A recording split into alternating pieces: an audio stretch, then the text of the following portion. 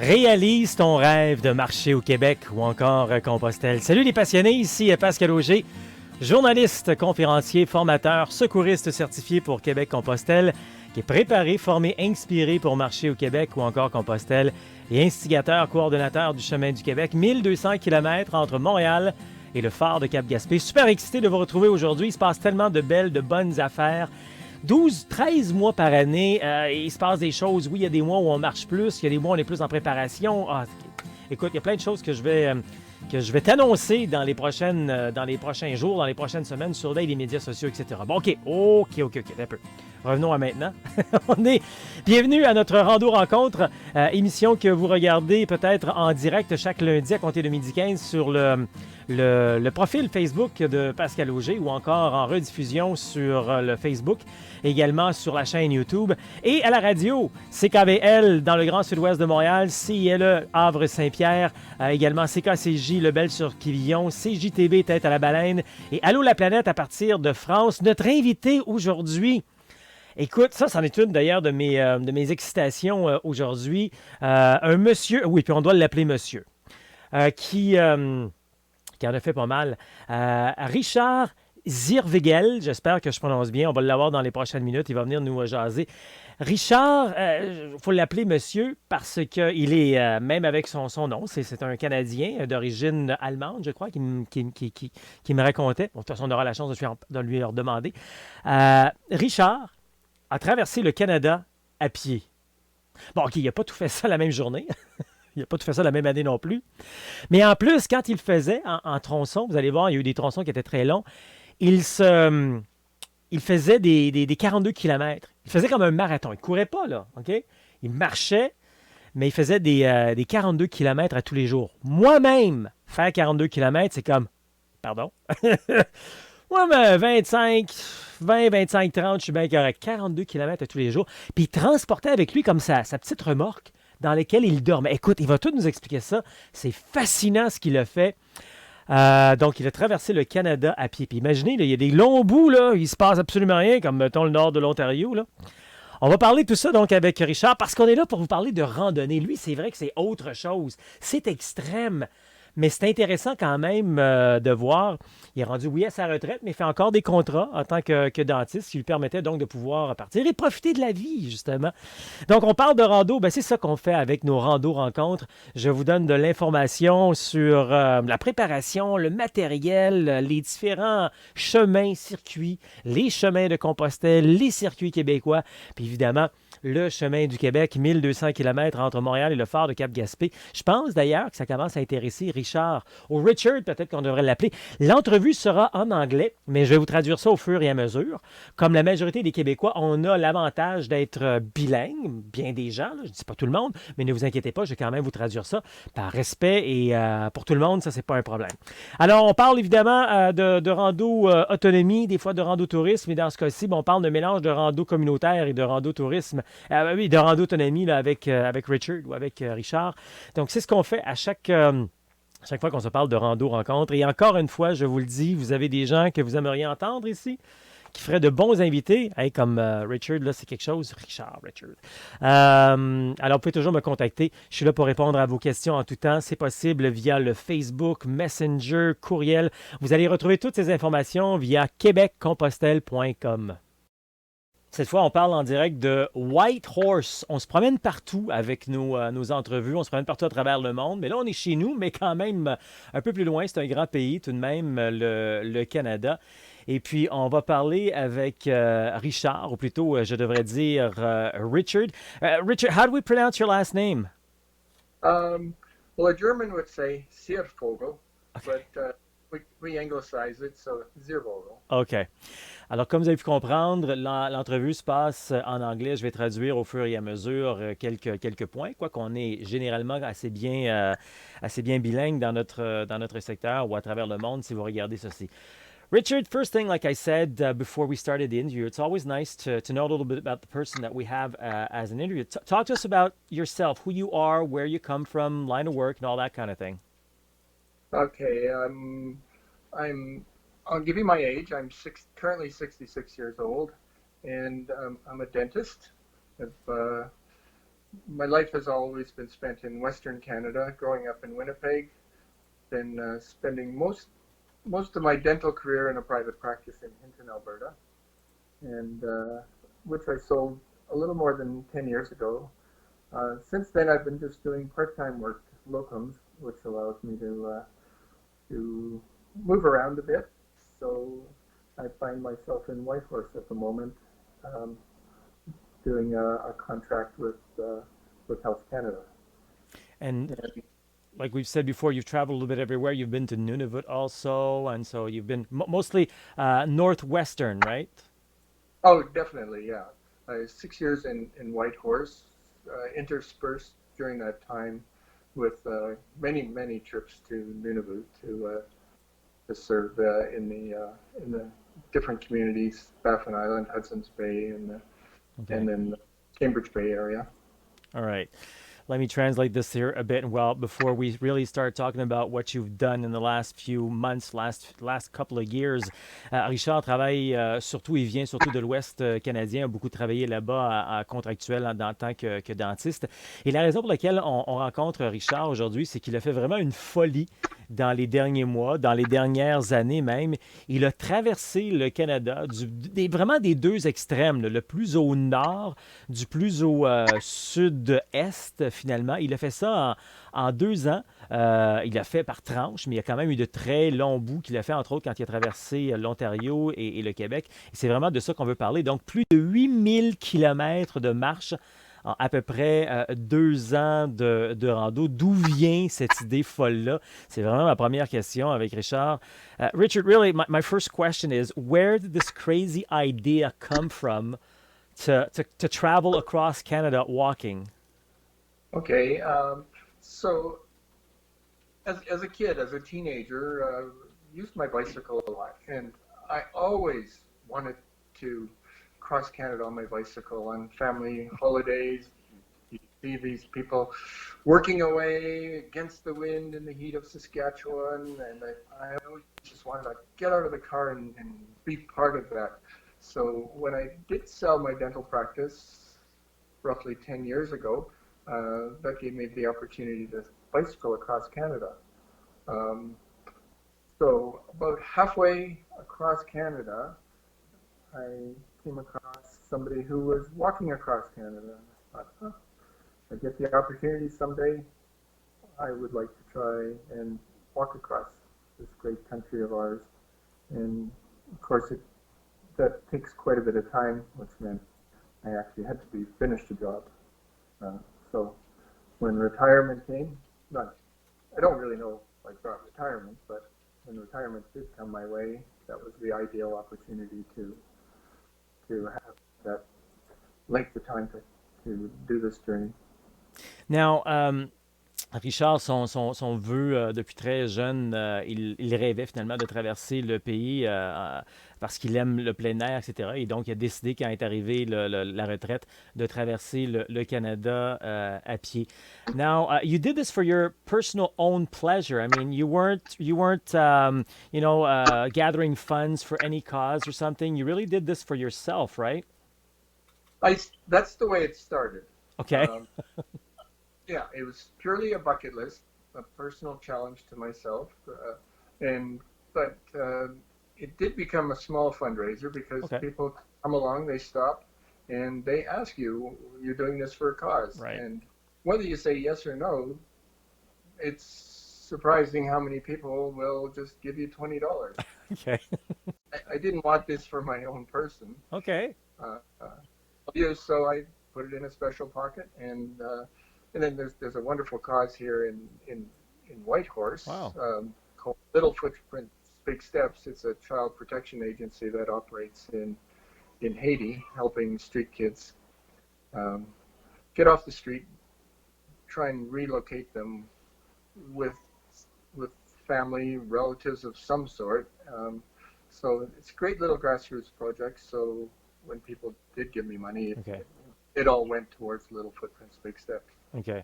Alors, Richard n'avait pas prévu faire une levée de fonds du tout. Il faisait ça pour son plaisir lui-même, mais au fur et à mesure qu'il avançait, il y a des gens qui lui donnaient de l'argent comme ça, puis il a décidé de le ramasser. Et puis, de ça, il y a eu un petit montant qui a été donné à un organisme dans son secteur. Alors, ça a été quand même vraiment une surprise.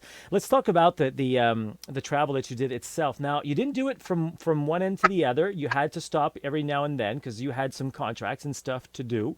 But then again, you walked from March 31st, 2018 to November 2nd, 2019 at certain bits. And there was one stretch that was the longest one, which was from Kenora to Cape Spear, which was more than half of your way. I mean, how did that how did that build up? Like the first stretch that you did when you stopped, you must have been sort of disappointed. Like I'm in a momentum, I want to keep going, right? Yes. Well, the first stretch, of course, on any journey, you have to take that first step. So the first stretch was going from the Alaska Yukon border to Whitehorse, and 500 kilometers. And you never know if you can actually do the trip, Mm-hmm.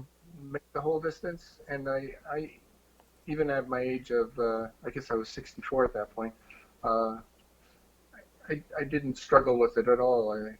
The distances I was doing was more than I expected that I could do.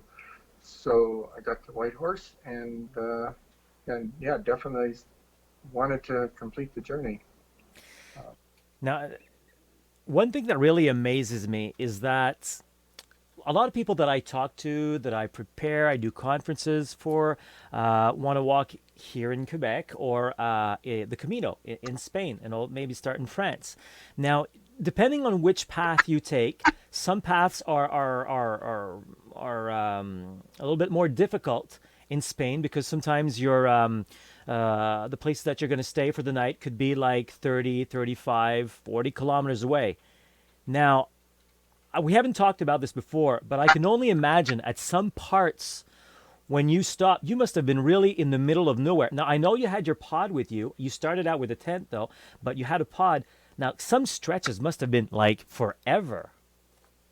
Um, yeah, there was a few occasions where I wanted to stop sooner, but I always look for a little side road to pull off on, so I'm not directly on the shoulder of the highway. Uh, there was a few stretches that were a little longer. One time it was in Ontario. I was walking, and I think I was already just at about 55 kilometers, and there was just no road to move my pod off onto, and I ended up going 66 kilometers that night, Oh my much gosh. further than I wanted to. Um, my but my goal each day, and even though I might pass an ideal spot at say 39 kilometers, my goal each day was to do 42 kilometers, which was Terry Fox's distance, marathon a day. So I've got two good legs. No matter how bad I'm feeling, I can't be feeling as bad as or struggling as hard as Terry Fox was. So I always went 42 kilometers, and then I started to look for a place to settle in for the night. So 45 to 50 kilometers was probably my goal each night. Alors, ce que Richard nous explique, c'est que je faisais le parallèle que souvent, quand on va marcher au Québec ou encore Compostelle, au Québec, des fois, c'est un petit peu plus loin. À Compostelle également, des fois, il peut y avoir l'hébergement à 35-40 km à certains chemins. Mais lui, il y a quand même des tronçons à travers le chemin où c'était encore plus long que ça, dont une journée qui me parle qui était dans le nord de l'Ontario. Mais ça, on n'est pas surpris avec l'Ontario. C'est juste de la forêt dans le nord d'Ontario. Une journée de 66 km, ça me dépasse totalement. 66 kilomètres de rando. So you did these by bits. It's like, do you have a part where you like more and a part you like less, or more difficult, less difficult? Um, I probably always, if I had to say parts I disliked the most, it might have been just a long stretch through Ontario. Okay.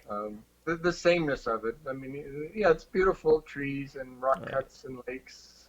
Um, but it's the same. Right. So I did enjoy going through.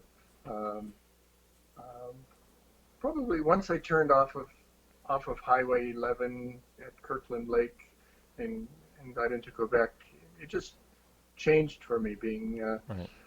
I suppose, and maybe I would call it Quebec, New Brunswick, PEI. It's just more culturally rich. Okay. Right.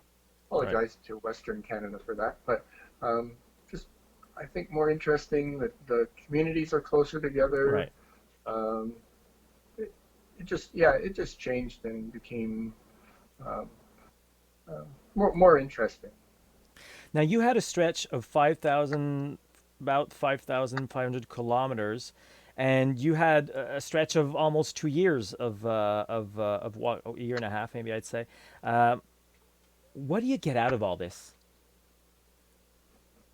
Um, in the end, I don't know. Just maybe a personal satisfaction that I did do it, set out a goal and did do it. Other than that, um, yeah, I'm not really sure what I got out of it. Um, a year of health. Uh, One of the things I thought, okay, it's going to take me, well, say 9 months, but that's not 9 months out of my life. I feel that by walking, um, it will add 9 months to my life, maybe more, and um, and each time I do a little adventure, I think you gain a little health during that adventure. The walking or biking or whatever you do. So it doesn't take away from your life. It doesn't take time away from your life. It'll add that time to the end of your life. Anything about living the moment, about the things that you saw, that you lived through, people that you met? Oh, the best part of every day was when somebody stopped to talk to you on the highway, come across and chat and take a few pictures and they want to know what you're doing. But of course, if they've stopped, they probably have an adventurous soul as well. Mm. Uh, and they probably want to get into that harness that I had around my waist and be on an adventure too. So um, usually when people came across and talked to me, yeah, they were pretty interesting people as well. So that was meeting people and was far better than the actual seeing the scenery of Canada. OK, that's pretty interesting. Ce que Richard nous explique, c'est que dans le fond, ce qu'il ressent dans tout ça, ce qui retient dans tout ça, c'est évidemment, bon, la santé que ça lui a donné supplémentaire, de marcher tout, et surtout la rencontre des gens. Et c'est fou parce que c'est souvent ça qu'on dit quand on fait des conférences ou encore des formations. C'est la rencontre des gens et la rencontre de soi également. Toutes les fois qu'il arrivait à un endroit et que quelqu'un venait le rencontrer, se demandait qu'est-ce qu'il faisait, c'est souvent parce que cette personne-là a sa propre histoire également qu'elle veut partager avec lui. Puis c'est un peu ça donc qu'il a vécu tout au long. Tell me about the after. Now it's all over. And before we started, you said like, I think the legs want to keep going, right? Um, Or is it the Initially, mind? as I was getting closer to the end, I think I did want it to finish. Yeah. Like, say as you're passing by um, through some of the areas, say uh, the roads through Quebec, well, there's the smaller roads, and you're passing by homes at nighttime, and you can see everybody's tucked away. Maybe Mm-hmm. you can see that distinct light of a TV flashing in their windows, and they're warm, and you're still walking, and you still have maybe 15 kilometers to do for the night. The weather might not be great, and you want to be finished. You want to be warm and sitting on a couch and being lazy. But then, truly, when it's all finished and um, and now you're back to, I guess, regular life. Um, no, the, the it's calling me back. Uh, I don't necessarily need to do such a grand journey as crossing all of Canada, but I definitely want to I'm thinking already of another journey of making another pod, canoeing or bicycling. OK, hold on to that thought. We're going to get right back to that. Let me translate this. Ce qui nous explique, c'est que c'est sûr que sur tout ce temps-là, il y a eu des moments, surtout vers la fin, où il avait fait comme un bout de 5500 km, commençait à être fatigué quand il passe devant les maisons, surtout qu'il se donnait comme responsabilité de faire un minimum de 42 km à tous les jours. Il y a des jours vers la fin, quand il accumulait beaucoup, il commençait à être fatigué, il voyait que les gens étaient dans leur maison chaleureuse, surtout au mois d'octobre et tout. Il avait hâte de terminer sa journée. Il avait hâte de terminer un peu son trajet, même s'il en est très, très, très fier. Par contre, comme vous diront la majorité des gens qui ont fait ce genre de trajet-là, par la suite, quand tu arrêtes, la tête, les jambes, l'esprit veut repartir et déjà est en train de partir, de penser à son projet. C'est fou quand même comme dilemme. Hein? À un moment donné, on est fatigué, on va arrêter, mais quand on arrête, c'est comme, ben voyons, je peux arrêter. So, what are the next plans? Okay, so I've already started to look on the internet at different wagon designs or pods to pull. Uh, Definitely, well, for one thing, I do live in Whitehorse and I plan to stay there for a while. We have some very interesting areas to walk or bicycle. There's the Arctic Ocean, only 1,000 kilometers away.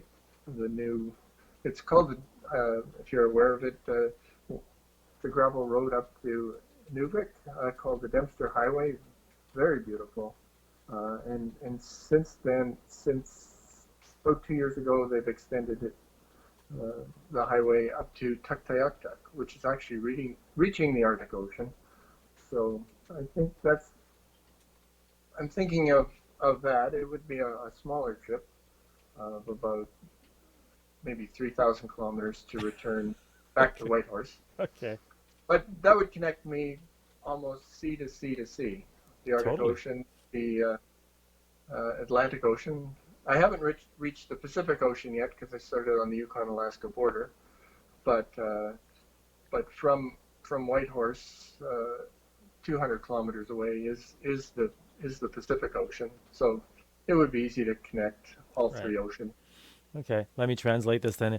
Donc, parmi peut-être ses projets, ses rêves à faire, il parle peut-être à un moment donné de partir de chez lui, de Whitehorse, et de monter. On a fait un chemin maintenant qui mène jusqu'à l'Arctique. Donc, l'aller-retour, ce serait un petit 3 000 km. C'est quand même moins pire que son 8 500 qui vient de terminer.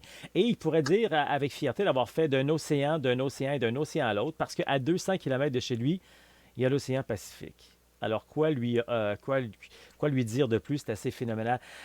Words to have this to have us launch out of reflections or anything? Um, I suppose reflections.